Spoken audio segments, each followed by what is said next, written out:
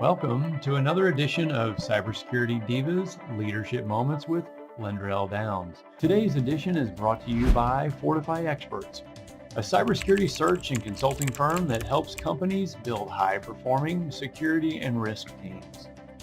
Now here's Lynn. Hello, everybody. My name is Lendrell Downs. I'm the founder of CyberSecurity Divas, and I have Dr. Rebecca Wynn, renowned CISO, CISSP leader in cybersecurity. Hi, Rebecca. How you doing? I'm doing great. Thank you for having me. It's an honor to be with you today. Well, let's get started here, Rebecca. Can you tell me a little bit about yourself? Well, I'm Dr. Rebecca Wynn. You can call me Rebecca. I've been in the industry for well over 20 years. Some people don't know I had a very flourishing career before that. I was in financial services. Just wasn't following my love. And I tell people, life is just too short not to follow your love. And so I left financial services. And that's how I got into IT cybersecurity. And I love every moment of it. So what drew you to cybersecurity? I mean, I'm from financial. What drew you that way? Well, it was interesting when I was looking back. I've always been one of those people who've been a polymath. It means that I have expertise in many different levels. And one of the things, I was one of those people who were always good at all these different subjects at school. And people say, that's such a blessing. And I said, well, that means you could do this, or you could do this, or you could do this. So it took me a little while to actually go into naturally in cybersecurity. And I think part of it is it wasn't really fruition yet. It wasn't really this whole thing. I was good at programming. I was good at dissecting things. I was good at leadership. I was good at critical thinking. I was good at a lot of different things that now all make sense to be cybersecurity. So I had gone back to school for another degree, and I went back for IT cybersecurity. And one of the things that's when it started falling in naturally. I started out as a coder, validation engineer, so validations engineer. We find out what's going wrong. Naturally going ahead and saying, hey, how would this affect privacy and security and compliance? I'm really big on law. I'm working for law firms for a long period of time as well. And now it just kind of all fits together. So I tell people in your career, just stay with it. It's okay. Take the flows where they go. And because you don't know, maybe it is a little later in your career, but all these great things, all these great experiences you've had bring you really to your true niche. And that's what it did for me. So now when I look back, I'm like, oh yeah, now I get it. Okay. Now I get it. Have mentors played a big part in you getting to where you are today? Yes, and it's been a variety of mentors. One of my first mentors, actually, Mrs. Graham, like my 8th grade, 9th grade, my English teacher who just refused to, bless her heart, and I mean that like bless her heart. She just refused to give me an A in English. She just refused to give me an A in English, no matter how much I busted my butt and we get an 88 or 89%, second highest score. It's not an A. She was really, really tough on me, tough on everybody. So let's be fair. But, I know I saw her years later and I said, you were the best teacher I ever had because excellence and always be excellent and fair. She was fair. It wasn't like, your daddy is the well-known daddy in the area or the school board or something like that. Therefore, you must get an A. No, she was one of the first ones. And so it's always been different people like that. I had Miss Proctor, who's a science teacher, who I have a science background. You and I have talked about that privately offline. We both have big science backgrounds. But again, it's one of those things on the what, the why, what does that mean? What does it mean for me as a person, all that kind of stuff, all great stuff. So it's always been like teachers and stuff like that who've been very hard on me. And I've always noticed in my career, or even in my life, the people who were the hardest on me were the best for me. I have a friend right now who's a mentor. She's more of a mentor than a straight friend. But sometimes she'll be like, even like, you know what, this is tough love, but you do not get a dog right now. Do not. You know what, you're a better aunt than you are a mommy of a dog. And, with your career, you're totally willing to travel as need be and stuff like that. And it's not fair because they naturally get attached to you. So let's be, wise about that. Right. So I think sometimes I tell people that some people are like, oh, I have friends around me or I have people around me who always tell me what I want to hear. No, those aren't good mentors for you. The ones sometimes they have to tell you what you really need to hear. So it's been a variety of different people in my career. So that's why I also tell people it might not be someone always in your career. It might be somebody who you work with, might be somebody who you bump into every day. But those people who give you those golden nuggets of wisdom that you really need to pay attention to, those are the people who've been in and out of my life. What has been the greatest challenge for you in getting to the level you are today? In a lot of ways, me. That might not be what you want to hear. But I think it's very easy to go ahead and look at your career and say, hey, this person kept me from getting to my destiny or this situation or this company or something along those lines. And then when I've really done the soul searching, but the common denominator in all those situations has been me. And so a lot of times it's been a lot of self-work. And what is it that is causing me maybe to be attracted to the same companies who might be the wrong company, or you might get attracted to companies that appear right for certain situations, and maybe culture change or people change, and then you run into certain situations again. And then what am I tracking to that? One of the things that I tell people, and I think also because you mentioned about being a female, I don't naturally track well for people who are, you should listen to me because I'm a guy. I'm telling you, not all guys are that way. So don't get me wrong. I have older brothers and all that other kind of stuff. Not all guys like that. But there's certain people at times that are attracted to certain positions in companies who are that way. And really pay attention in those interviews and things like that. When you get those gut checks that this person seems to be, I am that way. You can have powerful women who are that way too. I am the alpha female and no one else is ever going to come into this domain. Mm-hmm. Pay attention to those because, they don't change. They don't change immediately and let those people move, because a lot of times if they wanted to change, they would be, I'm always on, know better, do better, be a better person than I am in the next hour than I was this hour. I will fail. I guarantee you. I like Brene Brown. I know you and I have talked about that as well too. I am in the arena. I am fighting day by day. I am getting my bruises. I'm getting my cuts. I'm looking at everybody in the stands who might be either cheering me or laughing at me or snickering at me, but I'm in the arena every day fighting.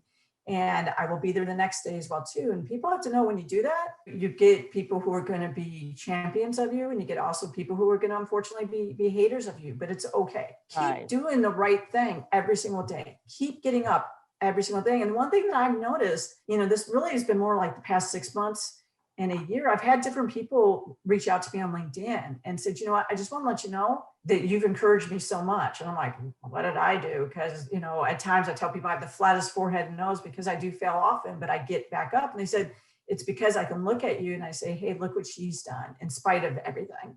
And so one of the things is you don't ever know who might be looking at you to be their encouragement. Also keeps you more honest, but just forget that you might be having your hardest day of the world and you be going, I am such a failure, but to someone else, you're their hero. So keep that in mind at all points in time and use it as encouragement that your worst day, someone else might have wished that they could have had your worst day.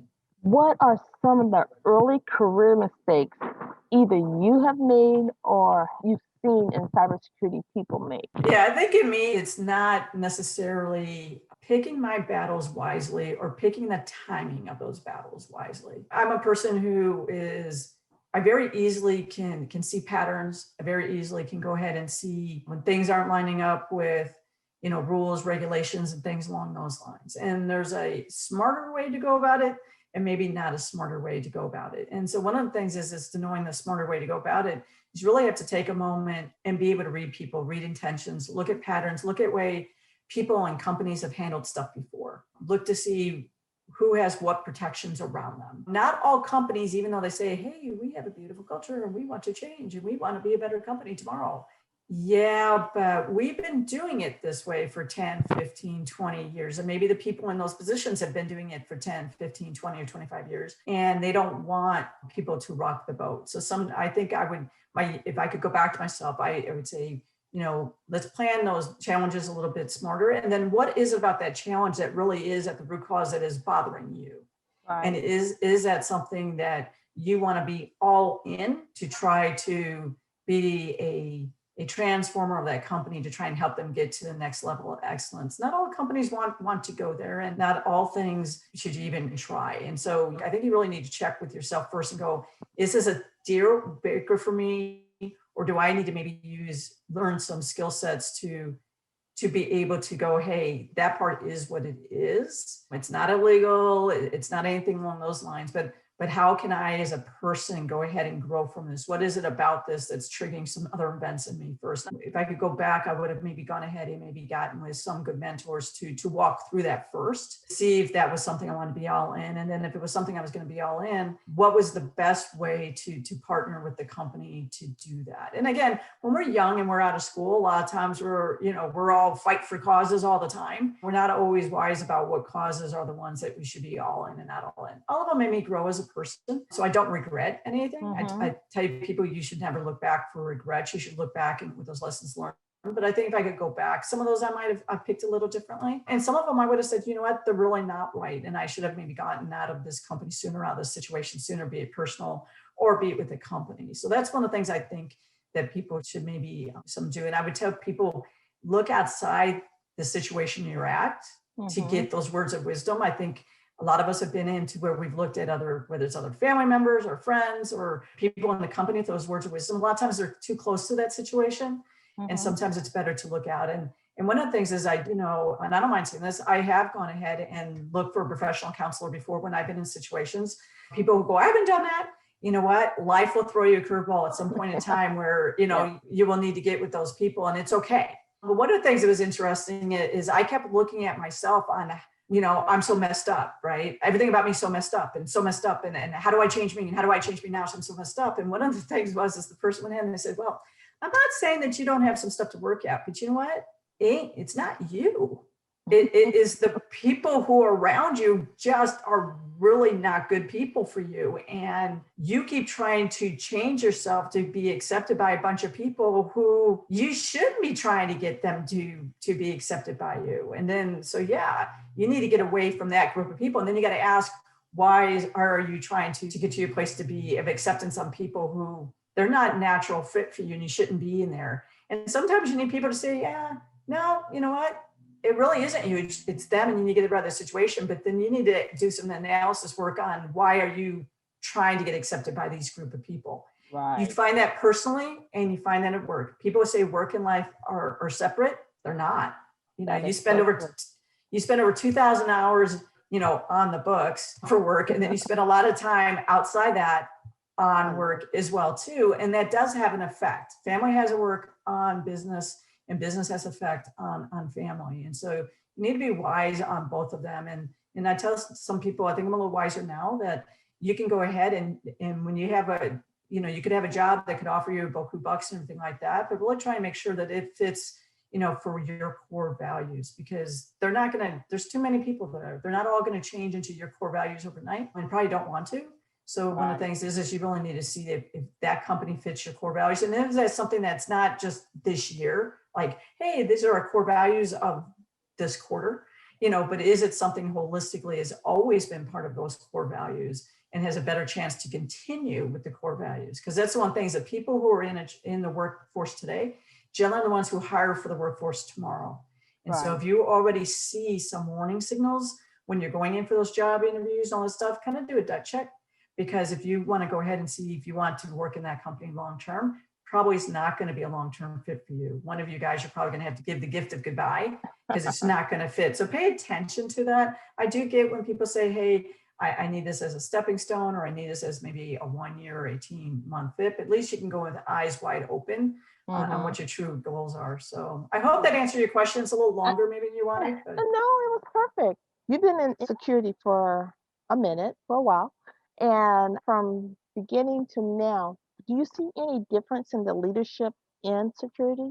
I think it keeps changing. When I had first started out, it was people who were strongly technical minded. It was usually people who came from networking. And so those are the ones who are trying to lead security. There are some people who, would understand, the security triangle, confidentiality, integrity, and availability. They at least knew what it was, and because it was all the rage for everybody to get their CISSP, Certified Information Security Professional. And I tell people that's just a performance, it's not a performance-based test, it's a common-based knowledge test. So just keep that in mind, and I'm not belittling it. I have my CISSP too, but keep in mind, that means that you should know conceptually the words are coming out of my mouth. It doesn't mean that you can put them into practice. Right. Okay, two different things, right? And so people forget about that. We want to be able to have a conversation so we can get on the same page. Then they went ahead and went, so hey, let's go ahead and let's go more towards strategic leaders. So do you understand what EBITDA is, right? Do you know what multiples are? Because we're looking at maybe going ahead and going to an IPO. We're looking at maybe selling the company, and so it's all about budgets.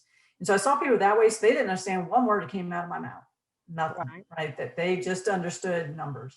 So then people said, well, that's not really working for us. So let's go back and get some technical people. So then they were like, hey, can we get something a little more hybrid? That's what I am, and I'm a natural hybrid. I'm very strategic, but I'm very, very technical as well, very natural hybrid. And then it's interesting what I've seen two ticks lately. One makes me scared, one makes me not scared. The one is like, hey, you know what? We had for a moment try to go back towards networking people again who because we just want to have availability. That tick right now is kind of going on a little bit, making me nervous because they don't understand the compliance and security and privacy at all from our standpoint, and they're actually putting us in jeopardy. And then we actually have some people who's like, yeah, we do need people at your guys' level, but we're going to try and go with these junior people because we're trying to save costs. I have seen a tick, and I've been talking to other CISOs.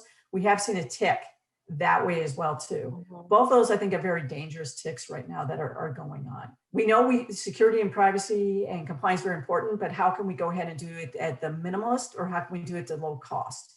That I think is dangerous. I do think you'll see a lot more lawsuits coming on in 2021. I think you're going to see a lot more fines coming on from CCPA and GDPR and different people along those lines coming on that. And I think that is going to go ahead and show that those companies are going to have to get fined even more. And so I do see that. People ask me, I said, yeah, I think you're going to see a lot of fines starting out in 2021, 2022, because those two ticks.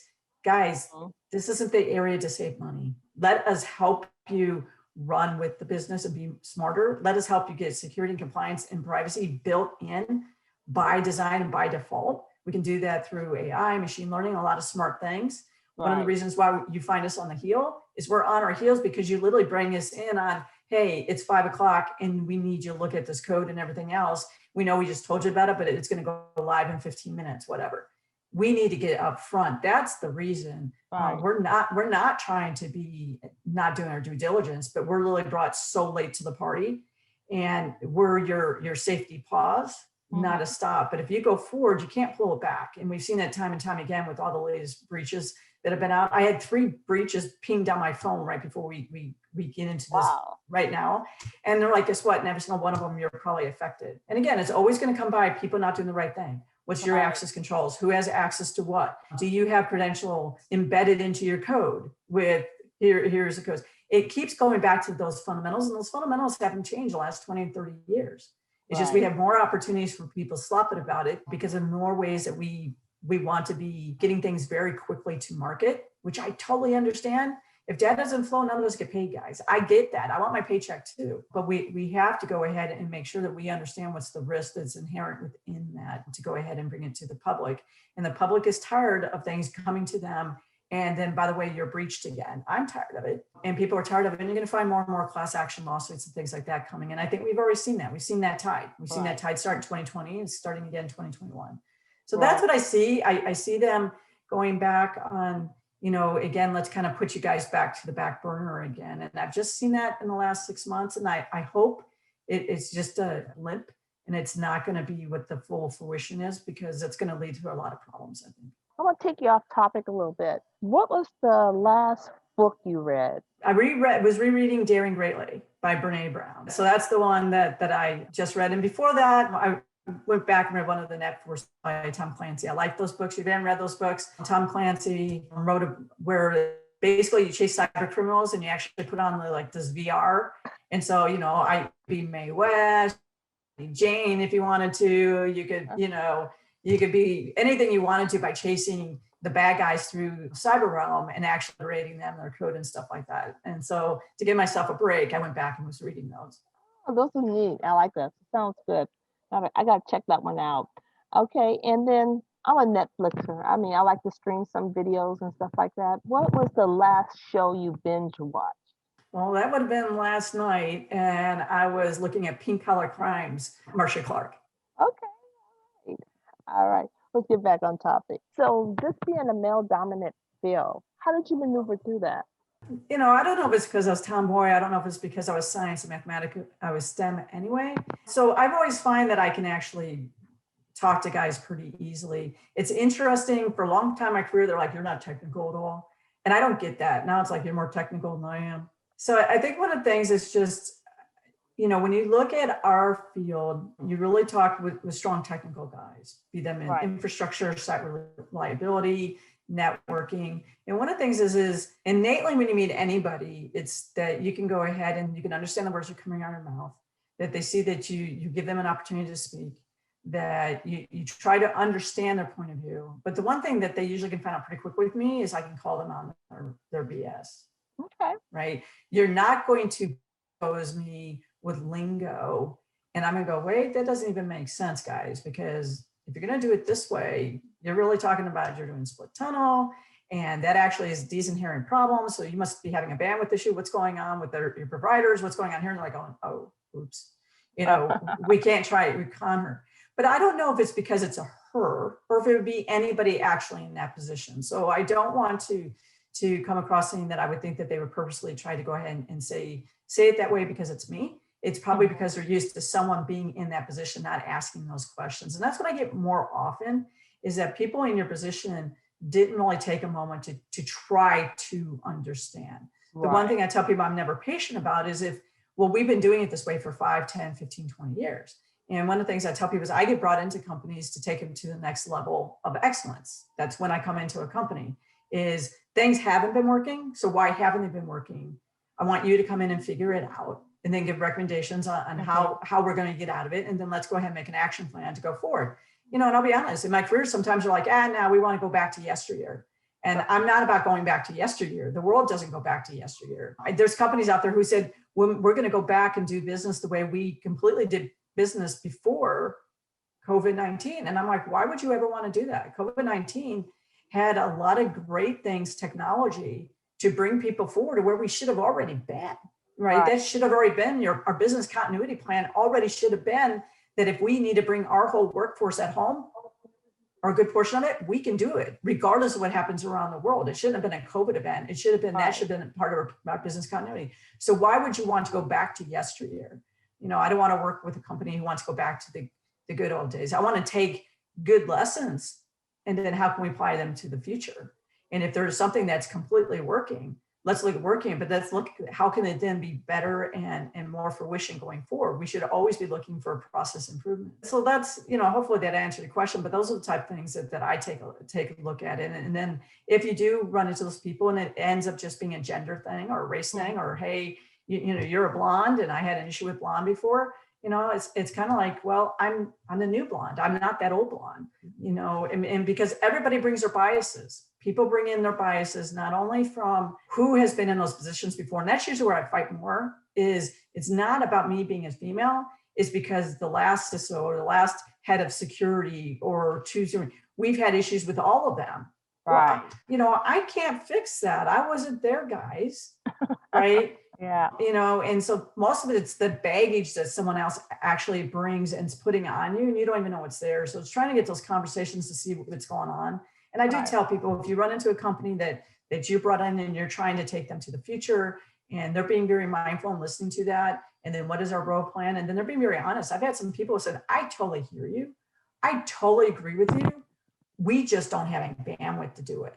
Right. And so let's try and make a conscious plan on how we can work with you to be better in the next 3 months or 6 months. But we're with you and we want to get there too. I can totally respect that. But if someone goes, I want to go back to how I've always done it for the last 20 years, even though that's not working for us, then that's the time you have to ask yourself can you internally accept that and deal with it? And if so, try to accept it and deal with it without being a grumbler. If that's going to bother you and they're not going to move, then you need to look for an opportunity that's going to allow you to grow as a person. Life's too short to be in a job or a position that's just going to make you miserable.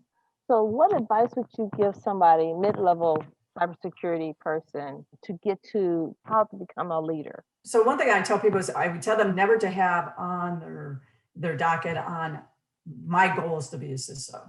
And I've written about that as well too. It is, CISOs have a lot of different things on their plate. They have a lot of different things they have to do. And you have to be able to do, in my professional opinion, a lot of different things well. And you should be honest with yourself about what you do well, what you enjoy doing that you do well, and go after excelling and being excellent in that. And as you look about being excellent in that, how can you then be the best person that you can be for the company? And how can you help other people on that journey who are put around you? Then you'll naturally become a leader. One of the things I think is very easy to do, and when I mentor people, I've had people, they say, hey, I'm really looking at, being a CCNA. So, Cisco network administrator. And I'm like, why? And I'm like, because I want to try and prove I'm technical. And I'm like, do you like doing config files? And do you like going ahead and configuring things actually by scratch? Because I do that. I do firewalls. I do them by scratch. If I have a GUI, that's great. But I think it's like math and everything else. You should be able to do it naturally by hand. And that way, if you didn't have access to any of that kind of stuff, you could still bring systems back up. They're like, no, I can't stand every second of it. And I'm like, why are you doing that? That doesn't make sense. That's not a natural fit for you. Being able to go ahead and watch a 5-minute or 10-minute or 15-minute video just so you can have appreciation for the people that's their natural fit. Right. That's all good. Because one thing is then you'll be able to talk to them a little better. But I think not naturally following your natural heart, not following naturally your natural capabilities, your talents that have been given to you, that's a crime, right? Yeah. For me to go ahead, I play trombone very actively. I'm a natural trombone player. I do have a guitar. I bought a very good guitar. I put on the steel strings, everything else. It is a struggle every second for me, right? Yeah. It is a pristine guitar, and at some point in life, the right person will come and buy it from me. Again, it was a lesson learned, but I can either fight myself every second of the day to try and learn how to play it, or I go by my natural talents, which is playing trombone and singing. Yeah. Those are natural and they bring me joy. I think the same thing, we need to be very honest about where we are in cybersecurity, privacy, and compliance. Don't get me wrong, there's not going to be areas that you like as much as other areas. Don't get me wrong. Everybody has aspects of your job. And if you don't know that out there, everybody has aspects of their job that they rather clean at times every toilet in their neighborhood than to do that. Right. You need, whatever that is, you need to go do that first in that day. You need to go get it first and get it over with, because if you don't do that thing first, it's going to hang over you the rest of the day, and it's going to make all those less of those tasks that you have to do less well done. So go ahead and tackle that thing that you hate to do. Always tackle it first, and always find out what is the most efficient way for me to do it. And it's not necessary to pawn it off on somebody else. Just tell you that. But you need to do that first. But there's other areas that's not you might be good at. There's a lot of stuff I'm good at. Mm-hmm. But there's other people who they are like brilliant at them. Right. Those are the people I want to hire on my staff. Right. So you call them specialists, right? Those are the people you want to hire and be able to trust them that they can do those areas well. And then you can go ahead and manage other things. So some of it's actually being honest about that. And then the thing is, you might go ahead and go into a staff that someone else hired that staff. I've had HR before hire my staff for me. I've had co-founders hire my staff for me when they're not an expert in my area. Right. And then they hire people who literally have little to no skill sets in cybersecurity. They're in the wrong departments. And so you find yourself having to train up a lot more, but people who aren't in their natural fit. When I tell people, if you're in there, see if you can move them into more natural fits on your team. And I've done that. And I've done that, and I found other leaders in certain areas. I don't know if they will ever be like the, senior director, but they are like a very solid team player. So part of it is looking at your capacity, maturity model of your organization. And then don't be afraid to go ahead and look at each and every person. And are they actually positioned well on your team? Are they positioned for success on your team? And the one thing with that is look at their heart. If they have true core competencies, core as a whole, as a person, which line up for you, they might not better. If you say from a scale to 10, maybe they're just going to be a 4 to a 5. Maybe that's their natural fit. But maybe there's all these other issues that can be coming with people that they're not going to bring you. So how can you make them the most solid 5 on your team that you know that they're always there for you? And maybe maybe it's 15% of that project that they can deliver for you, but they're going to deliver it to their full heart, exactly what they're going to deliver, how they're going to deliver, deliver on time all the time. And maybe that's that value add. So take a pause at times and see what that is. Now, if a person's always going to be contentious, always wants to be the leader of the pack, doesn't want to deliver anything, always wants a title and all that kind of stuff, then that might not be the right person on your team because they're never delivering. I need people who are going to be an individual contributor, show by example, as well as going as being a team player. I think team player I hate that term anymore. I tell people, watch sporting events. Yeah. Watch what people do on the field. That's what's being a team. You might not like the people on your team, but when you're on that field, you have each other's back. You high five, everything else. You don't bam out each other or anything else, and you have each other fully as a team. So I tell people, I always use a lot of sports metaphors. I use a lot of playing in symphonies and stuff like that. It's about delivering the music, and you got to be together. Someone else can't just decide they're going to play something else in the middle of the concert. It doesn't go over well. Yeah. So look at these other groups, but you still have to hold your own. You still have to be an individual contributor to it as well. So I tell people to look at that quite a bit. And then, if your natural fit is to be in project management, if your natural fit then is to be in networking, if your natural fit is to be part of the server team or site reliability team, it's okay. I can go ahead and allow you to be in those teams. You're still going to be a strong security ambassador for me, right? You're going to be one of those points of presence for me. But if it's natural for you to be there, you should be there. I ran track, but I was also on the relay team. I was individually fast, so that was my 100, but then I'm on the relay team. So that's when I'm on the team, and we all had our job to do to win that race. And that's what I'm taking from you and what you're trying to say right now. Is that correct? And you have to have a clean handoff. Yes. There you go. If you don't have a clean handoff, you all lose. And I think that's one thing too. And in companies too, I've seen a shift where when a project doesn't go the way that everyone would like is being in the blame game and trying to find out who's the person, who's the one person who failed. I hate that when I watch sporting events too. And I'm like, there was not one, we play for whatever, 2 hours, you play for 30 minutes. You end up running a relay race, depending if you run, I was third leg a mile relay. I think you ran the 440, right? Uh-huh. You're talking about there's one split second that cost you the whole race. No. Yeah, No, I get it. it's every aspect of it. And then that's one thing is, as I encourage companies to, is get away from the blame game, and quit looking at, trying to blame. And the other thing is when you go ahead and you do that, you're going out of being scared. You get your team scared. They're not going to be as honest with you because they're trying to watch their back all the point in time. I tell people, I don't like fear, uncertainty, and doubt. I don't like it as a person. I don't think people work really well. And I would tell you, people really don't work very well when they're constantly watching the back to see who's coming for them. That is so true. Empower them, move forward as a team. And projects, usually when they aren't delivered at time, it's the expectations from the very get-go. And so really look at the project management itself. Not saying to throw project managers necessarily underneath the bus. But with someone really pressuring them to put dates and times on the schedule that the people who are supposed to be delivering those dates and time, maybe they didn't even know about it. Yeah. Maybe all those dependencies weren't even really fruitioned out and all that kind of stuff. And so it's more about, do we really understand how our organization completely runs to be effective? Maybe that's more of the core issue than trying to find this one person. If you are in a company to hire the right people, and I don't want people to say, hey, let's go ahead and hire this person because I think they're going to be a totally bad fit. Yay. Companies don't do that. But if you're hiring the right people in for the right culture fit and things aren't going well, there is a different root cause issue than normally that person. Well, this is going to be our last question. So what is your biggest concern or your biggest opportunity for preventing or improving cybersecurity today? There's two things. So I know one, I think being able to use AI, machine learning, using correlated data, I'm really big on that. And I have been big on that for years. I spoke with HP the other day. I was on a panel with them a couple of weeks ago, and we were talking about a lot of the new quantum computers that are out. They're really cool, and how much we're going to be able to do a lot of correlation what's going on.